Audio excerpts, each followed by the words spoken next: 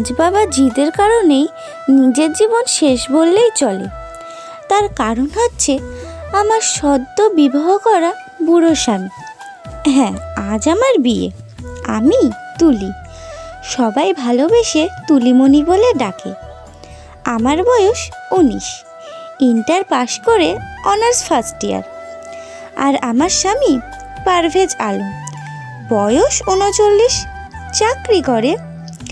এখন বুঝলেন তো কেন বললাম আমার জীবন শেষ? সব হয়েছে আমার নিজের বাবার কারণে। মা অনেকবার বুঝিয়েছে বাবাকে এই বিয়ে না দেওয়ার জন্য, কিন্তু বাবার এক কথা, ছেলেদের বয়স কোনো বিষয় না, তার চেয়ে বড় কথা ছেলে ভালো। ছেলের মা বাবাও নেই, 2 বোন, তাদেরও বিয়ে দিয়ে দিয়েছে। 2 বোন ছাড়া কেউ নেই। তাই আমি চাই আমরাই ওর বাবা মা হয়ে ওর শূন্যতা পূরণ করে দেব। কিন্তু তোমার মেয়ে তো বলেছে এই বিয়ে করবে না। ও করবে, ওর বাপও করবে। এই নিয়ে আর একটা কথা যদি বলতে হয় তাহলে কিন্তু খুব খারাপ হবে। বাবার কথায় তখন মাও দমে যায়। আমার এত না বলার পরেও আজ আমার বিয়ে হয়ে গেল এই বুড়োটার সাথে। আমার 2 ননদ, মিশু ও নিশু। মিশু বড় আর নিশু ছোট। আমার ননদরা একটা ফুলের সাজানো ঘরে আমাকে বসিয়ে রেখে বিভিন্ন মজা করছে, কিন্তু সত্যি হলেও আমার ননদেরা আমার চেয়েও বড়। তাদের এসব কথা আমার বিরক্ত লাগছে, কিন্তু প্রকাশও করতে পারছি না। এদের কি দোষ যেখানে আমার নিজের বাবাই আমার সাথে এমন শত্রুতামি করেছে? হঠাৎ মিশু বলে উঠল, যাই গো ভাবিমণি, দেখে রেখো আমার ভাইটাকে। মনে মনে বললাম, কি পাগলের প্রলাপ, আমি কি না দেখে রাখবো এই বুড়োটাকে? আরে আমাকে কে দেখবে তাহলে? যত সব। তবুও একটা শুকনো হাসি দিয়ে বললাম, আচ্ছা। শুধু দেখে রাখলেই হবে নাকি ভাবিমণি, আমাদের ভাইয়াকে মায়াও করতে হবে। মনে মনে বললাম, কী সব বলে এরা, আমি নাকি মায়া করব এই বুড়োটাকে? কি ভাবি, করবেন না বুঝি? মনে মনে বললাম, এমন মায়া করব না, তোমার ভাইয়া বাপ বাপ বলে পালাবে। এই নিশু, তুই থামবি? তুই না হয় লজ্জা শরমে মাথা খেয়েছিস, তাই বলে এসব কি বলছিস? দুষ্টু মেয়ে একটা। ভাবি, তুমি কিছু মনে করনি তো? না না, কিছু মনে করিনি। এই নিশু, আয় আমার সাথে। আর ভাবি, যাই আমরা, কোনো প্রয়োজন হলে বলো কিন্তু। আজ আমরা বাসায় আছি, কিন্তু কাল তোমার বৌভাত করেই চলে যাব। এই বলে আপদ 2টা বিদায় হলো। কিন্তু আমি এখনো বুঝে উঠতে পারছি না এই বুড়োটাকে কিভাবে আমার থেকে দূরে রাখবো। আল্লাহ, প্লিজ হেল্প মি। বলতে না বলতেই খাটাসটা এসে হাজির। আস্তে আস্তে বিছানার দিকে আসছে। না, আর না, এখনই কিছু বলতেই হবে। বালিশ হাতে নিয়ে, এই যে আমার কাছে আসছেন কেন? আর আসবেন না, না হলে বালিশ দিয়ে মাথা ফাটিয়ে দেব। দেখুন, আমি কিন্তু সত্যিই আপনার মাথা ফাটিয়ে ফেলবো। এখানে আসবেন না কিন্তু। আচ্ছা, ওকে ওকে, আমি আসছি না। তুমি এত উত্তেজিত হও না, আগে একটু শান্ত হয়ে বসো। ওনার কথা শুনে আমি অবাক হলাম, এত শান্ত কণ্ঠ। তাই বালিশটা পাশে রেখে মাথা নিচু করে বসে থাকলাম। এখন বলো কি হয়েছে? এমন ভাব করছে যেন কিছুই হয়নি, আর উনি জানেই না কিছুই। কি হলো, কিছু বলছো না কেন? মানে, আমি বুঝতে পেরেছি তুমি এই বিয়েতে রাজি ছিলে না। আমিও ইচ্ছে করে বিয়েটা করিনি, আমার 2 বোনের চাপে পড়ে করতে বাধ্য হয়েছি। কিন্তু তুমি যে এত ছোট তা জানলে আমি বিয়ের পিড়িতেই বসতাম না। আমি ভাবিনি এমন হবে, তবুও আমি দুঃখিত। আর হ্যাঁ, তোমার ইচ্ছে ছাড়া আমি কখনো তোমার সাথে জোর জবরদস্তি করব না। আমি শান্ত স্বভাবের মানুষ, শুধু আমার বন্ধুটাকে ভালোবেসো। হ্যাঁ জানি ওরা তোমার থেকে অনেক বড়, কিন্তু সম্পর্কের দিক থেকে তুমি ওদের বড়। তাই আমি চাই কখনো তুমি ওদের প্রতি কোনো রকম খারাপ আচরণ করো না। আমি মাথা নাড়িয়ে ওনার কথার সম্মতি দিলাম। আর হ্যাঁ, এখন তুমি গিয়ে শুয়ে পড়ো, অনেক ধকল গিয়েছে তোমার ওপর। যাও শুয়ে পড়ো গিয়ে। আপনি কোথায় ঘুমাবেন? এই তো সোফা আছে না, এখানে ঘুমিয়ে পড়বো। আচ্ছা ঠিক আছে, গুড নাইট। ওনার দিকে আমি অবাক দৃষ্টিতে তাকিয়ে আছি। আমি ভাবতেও পারিনি উনি এত সহজেই মেনে নেবে আমার কথা। তবুও একটা ভয়, যদি আব্বুকে কিছু বলে দেয়। বলে দিলে বলুক, তাতে আমার কি? আব্বুর কারণে আমার জীবন নষ্ট।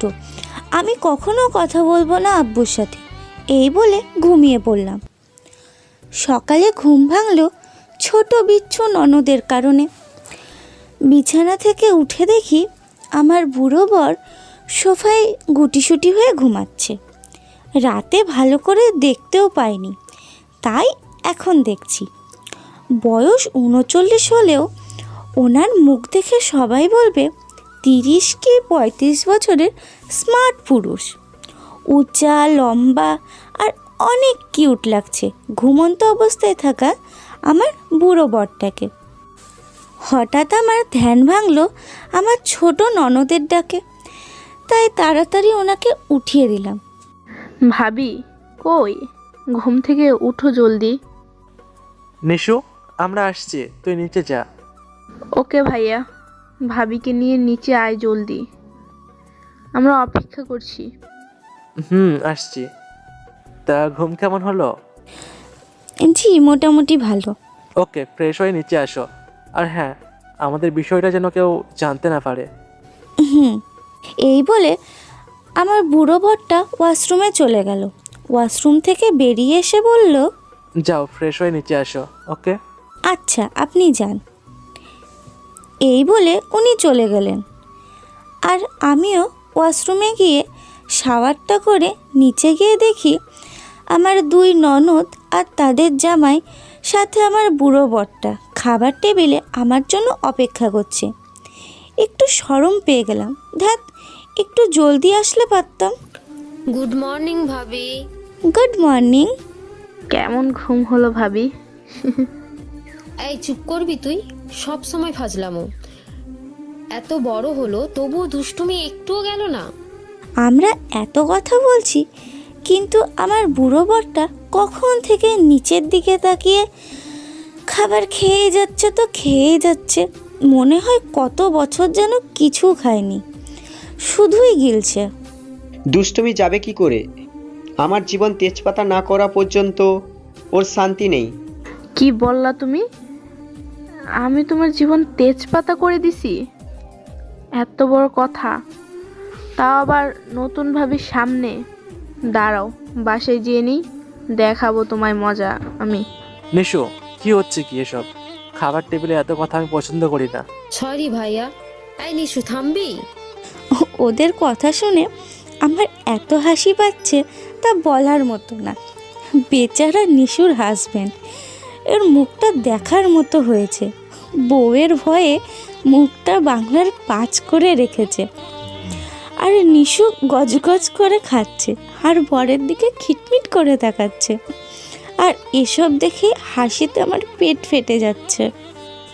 বাসায় গেলে কি হাল হবে এই চিন্তায় বেচারা এখনই খেতে পাচ্ছে না। অন্যদিকে আমার ননদ মিশু তার হাজবেন্ডের সাথে রোমান্টিকতা করছে। অনেক কষ্টে হাসি চেপে সকালে নাস্তা শেষ হলে আমার বুড়ো বরটা আর নন্দাইরা বাইরে চলে যায়। দুপুরে ছোট্ট আয়োজনে আমার বৌভাত শেষ হলো। তেমন কেউই আসলো না, শুধু পারভেজের কয়েকজন বন্ধু ছাড়া। আর আমার বাবা মা আসেনি, কারণ আজই আমরা যাব আমাদের বাড়িতে।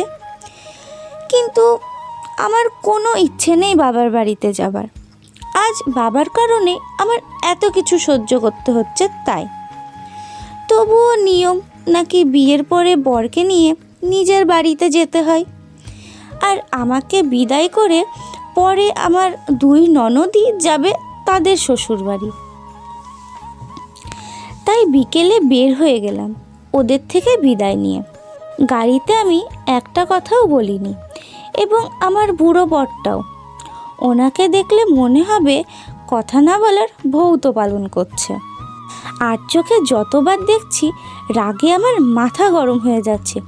যেখানে আমার মতো কিউট আর অল্প বয়সী মেয়ে বসে আছে সেই দিকে ওনার কোনো লক্ষ্য নেই। এমনি এমনি তো বুড়ো বর বলি না। হঠাৎ গাড়ির হর্নে আমার হুঁশ ফিরল। কি হয়েছে, কি এত হর্ন বাজাচ্ছেন কেন? কখন থেকে চেয়ে আছো আমার দিকে? জীবনেও কি পুরুষ মানুষ দেখোনি? আমি দেখতে স্মার্ট, আমি সেটা জানি তো। ওনার কথায় আমি একটু লজ্জা পেলাম। ধ্যাত, কেন যে চেয়ে থাকতে গেলাম। তবুও বলে উঠলাম, কি আপনি স্মার্ট? বুড়ো একটা। আর আমি আপনার দিকে চেয়ে থাকিনি, বাইরে চেয়েছিলাম, বুঝলেন? আচ্ছা, এখানে হাসির কি হলো? আর আমি বুড়ো মানে? বয়স না হয় তোমার থেকে একটু বেশি, তাই বলে হয়তো আমি বুড়ো নই। তুমি যদি আমার দিকে চেয়ে নাই থাকো, তাহলে কখন থেকে যে আমি তোমার বাড়ির সামনে দাঁড়িয়ে আছি সেটাকে খেয়াল পড়েনি? ইস, আমি তো সত্যিই খেয়াল করিনি কখন আমাদের বাসার সামনে আসলাম। ছি ছি ছি, কি লজ্জার একটা কাজ করলাম। আর এই বুড়ো বরটাও না যেখানে সেখানে লজ্জা দিচ্ছে। তবুও কথায় হারলে তো আমার হবে না, তাই বলে উঠলাম, আপনি মোটেও একটু বয়সে বড় না, আমার দ্বিগুণ বড়। বুড়ো বর কোথাকার। এই বলে হাসতে হাসতে গাড়ি থেকে নেমে বাসায় চলে গেলাম। একবারও পেছন দিকে তাকায়নি। নিশ্চয়ই রাগীভাবে তাকিয়েছে, না হয় আবাল বনে গেছে। হা হা হা। ঘরে ঢুকেই দেখলাম আব্বু সোফায় বসে পত্রিকা পড়ছে। আব্বু আমার দিকে তাকিয়ে। কিরে তুলিমণি, জামাই কই? আব্বুর প্রশ্নের কোনো উত্তর না দিয়ে সোজা রান্নাঘরে চলে গেলাম। জানি আম্মু এখন রান্নাঘরেই থাকবে। আর এটাও জানি এখন আব্বু খুব কষ্ট পেয়েছে আমার আচরণে। পেলে পাক কষ্ট। আমাকে কষ্ট দেওয়ার সময় কি আব্বু একবারও চিন্তা করেছে যে আমি কত কষ্ট পাবো? আম্মু, ও আম্মু। আরে আমার তুলিমণি এসে গেছে। কেমন আছিস লক্ষ্মী মা আমার? যেমন তোমরা রেখেছো তেমনিই আছি। এখনো আমাদের উপর রাগ করে আছিস মা? তা জামাই কোথায়? বাহ, আসতে না আসতেই জামাইয়ের খবর নেওয়া হচ্ছে। তুমিও আমাকে ভালোবাসো না আব্বুর মতো? কি এসব বলে আমার পাগলি মেয়েটা? তুই আমাদের একমাত্র মেয়ে, আমাদের চোখের মণি। আর দেখ মা, জন্ম মৃত্যু বিয়ে এগুলা উপরওয়ালার হাতে। মানুষের কোনো সাধ্য নেই তা পরিবর্তন করার। আর মেয়ে মানুষের বিয়ে বারবার নয়, একবারই হয়। তাই পারভেজের সাথে তুই যত নিজেকে মানিয়ে নিতে পারবি ততই তোর মঙ্গল। আর ছেলেটাও এতিম, আমরা না ভালোবাসলে কে ভালোবাসবে শুনি? হয়েছে হয়েছে, যাও ভালোবাসো গিয়ে তোমাদের বুড়ো জামাইকে। চি চি, এসব বলতে নেই পাগলি মেয়ে। এই ট্রেটা একটু নিয়ে বসার করে যা তো। জামাই কখন থেকে বসে আছে। আমি পারবো না, তোমাদের জামাই, তোমরাই আপ্যায়ন করো গিয়ে। লক্ষ্মী মা, নিয়ে আয়। আমি সাথে কয়টা নিয়ে যাব বল? আসছি আসছি। পাগলি একটা। বসার রুমে গিয়ে মাথাটা আবার গরম হয়ে গেল। কি মজা করে গল্প করছে বুড়োটা আব্বুর সাথে। আম্মুকে দেখে উঠে দাঁড়িয়ে সালাম দিল। আসসালামু আলাইকুম আম্মি, কেমন আছেন? ওয়ালাইকুম আসসালাম। আলহামদুলিল্লাহ ভালো আছি বাবা, তুমি কেমন আছো? আছি, আপনাদের দোয়াতে অনেক ভালো আছি। কিরে তুলিমা, ট্রেটা রাখ জামাইয়ের সামনে। আর জামাই, খাও তো তুমি। রাগে আমার মাথা ফেটে যাচ্ছে। আমার চেয়ে এই বুড়োর প্রতি বাবা মায়ের ভালোবাসা বেশি, তাই ট্রেটা রেখে চলে আসতেই মায়ের প্রশ্ন, কিরে কোথায় যাচ্ছিস তুলিমণি? আমার ক্লান্ত লাগছে, তাই ঘরে গিয়ে বিশ্রাম নেব। জামাইকে নিয়ে একবারে যাস? পারবো না আমি, তোমাদের জামাইকে তোমরাই নিয়ে যেও। এই বলে চলে আসলাম আমার ঘরে। বাবা পারভেজ, আমার মেয়ের আচরণে তুমি কষ্ট পেও না বাবা। ও একদম আমার মতো, বাইরে রাগী হলেও ভিতরে অনেক ভালো। না আপু, রাগ করবো কেন? ও তো এখনো বাচ্চা মেয়ে। তা বাবা, যাও রুমে গিয়ে ফ্রেশ হয়ে কিছুক্ষণ রেস্ট নাও। আচ্ছা আম্মু। এইদিকে রুমে এসে আমি মুখ গোমড়া করে বসে আছি, আর আমার বুড়ো বরটা মাত্র আমার ঘরে এসে ঢুকেছে। কি ব্যাপার, মন খারাপ নাকি শরীর খারাপ, কোনটা? যাই খারাপ হোক তাতে আপনার কি? হ্যাঁ, আমার কি মানে? আমার সামনে একটা ছোট্ট বেবি মন খারাপ করে বসে আছে আর আমি চুপচাপ তা দেখবো? তাই কি কখনো হয়? ওই আপনি কাকে বেবি বললেন? হ্যাঁ, আমার বয়স কত জানেন? 19 বছর, আর আমি অনার্স ফার্স্ট ইয়ারে পড়ি, বুঝলেন? তাই নাকি? আমি তো মনে করেছি তুমি ক্লাস 6-এ পড়ো। এই একদম হাসবেন না কিন্তু, বুড়ো বড় একটা। আর আমাকে কোন অ্যাঙ্গেল দিয়ে 6-এ পড়া মেয়ে মনে হয়? তাহলে আমাকে তোমার কোন অ্যাঙ্গেল দিয়ে বুড়ো মনে হয়? আপনার বয়সের দিক দিয়ে আপনি বুড়ো। তাহলে তোমার আচরণের দিক থেকে ক্লাস 6-এর পড়ুয়া মেয়েই মনে হয় আমার। আর তোমার ধারণা আছে আমার অফিসের মেয়েরা আমার জন্য পাগল? হা হা হা, আপনার মতো বুড়োর জন্য পাগল? তাহলে শুনে রাখুন, আমার ভার্সিটিতে সব ছেলেরা আমার জন্য পাগল। চুলে একটা ঝাপটা দিয়ে বললাম। হাস্যকর কথা হলেও বিশ্বাস করে নিলাম। হাস্যকর মানে? কিছু বলার আগেই বুড়ো বরটা ওয়াশরুমে চলে গেল। রাগে ইচ্ছে করছে ওনার সব জামা কেটে ফেলি, কিন্তু ইচ্ছে থাকলেও উপায় নেই। আমার বুড়ো বরটা ব্যাগে লক করে রেখেছে, তাই ঘাপটি মেরে বসে থাকা ছাড়া কোনো উপায় নেই। এই গল্পের পরবর্তী পর্বগুলো দেখতে আমাদের পিকুর ডায়েরি চ্যানেলটি সাবস্ক্রাইব করে পাশেই থাকুন। ধন্যবাদ সবাইকে ভিডিওটি শেষ পর্যন্ত দেখার জন্য।